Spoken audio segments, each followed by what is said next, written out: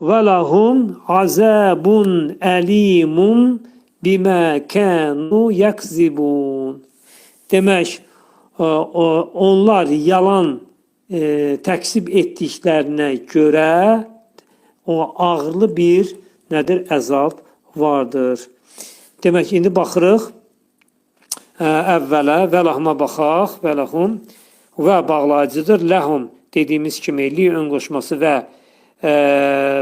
hum demək ki, bitişən əvəzliyindən ibarətdir. Xəbər müqəddəmdir, yəni önə keçmiş xəbərdir. Yəni onlar üçün vardır, nədir? Dırdır. Bax, burada bu xəbər şəkilçisidir. Demək, bu li və hum demək, li ön qoşması və hum bitişən əvəzliyindən ibarətdir və önə keçmiş xəbərdir. İndi keçək növbəti sətrə. Azəbun bir əzab mübtəda müəxxərdir. Yəni sonda gələn mübtədadır. Azəbun demək özü isimdir. Demək mübtədadır. Burada əlimun isə nədir? Sifətdir.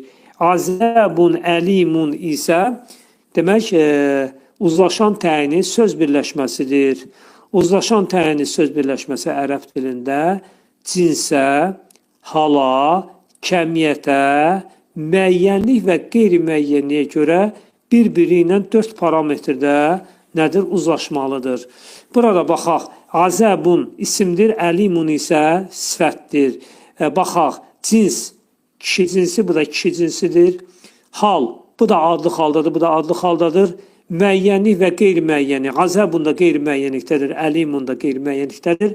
Azəbun da təkdədir, əlimun isə təkdədir. Demək, bütün 4 parametrlər burada özünü nedədir? Gözlədir. Bimə səbəbi ilə hərfi tərcüməsi. Bi demək, bidən və car və məcrurdan ibarətdir. Yəni, bi ön qoşmasından və yəlik halını qəbul edən nitq hissəsindən ibarətdir. Bu da mədir. Demək, mə üçün isə məstər hərfi.